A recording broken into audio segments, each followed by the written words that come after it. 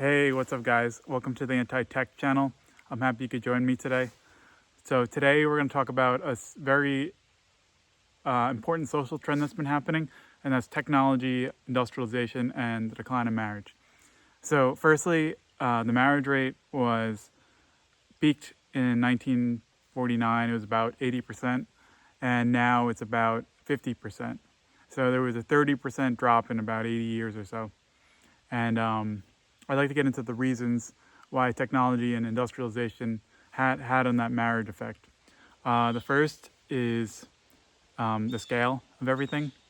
Back in the 1950s, 1800s, the scale was much smaller. So you had your local village and whatever jobs were in there, and you really only knew about the jobs in your local area. And now everything has become worldwide. So, you could apply to a job in the UK, you could apply to a job in San Francisco if you live in New York, you could apply to Denver, wherever you want. And what this has kind of done has made everything geared towards efficiency, towards the system. So if you live in New York and there's a much better job in Los Angeles, you're probably going to take the job in Los Angeles. And marriage creates like some tension within the system.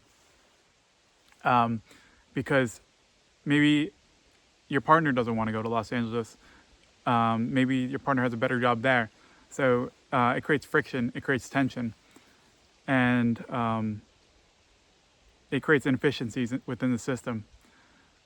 Secondly is education. And the US transitioned from, it went through an industrial phase. It transitioned from a manufacturing economy to a service economy. And you see this, the US deindustrialized in the 1960s, 1970s. And because it transitioned to a service economy, people needed more and more education. Obviously, if you have an information technology society that takes a lot more education than someone working at a factory. Also, the amount of information has greatly exploded. Each year there's a new scientific discovery. Each year there's more information that's discovered, and this compounds. So every year students are required to have more and more education to learn everything that came before them. And if you're an engineer, every year you need more and more education just to keep up with what these companies are doing now. And these companies are releasing, more information every year. And it just takes more and more training, more and more education. So what you found is most people in the 1950s or 40s didn't have degrees. It was like a 10% education rate, upper education rate. Now the college graduation rate is about 33% for young people. And the postgraduate education rate has also exploded. So people are just getting more and more education, and this kind of prolongs marriage because couples, they don't have the money to start having children because they're in school. And the final reason is because the amount of options that people have.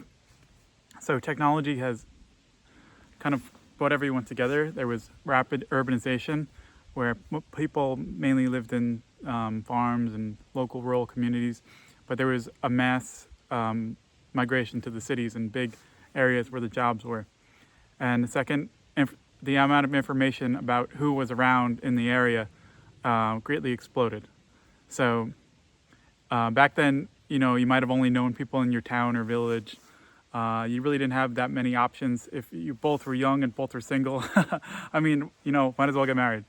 Now you have thousands, if not millions of options at your phone, and then you have the communications and the transportation to get there if you wanted to meet that person.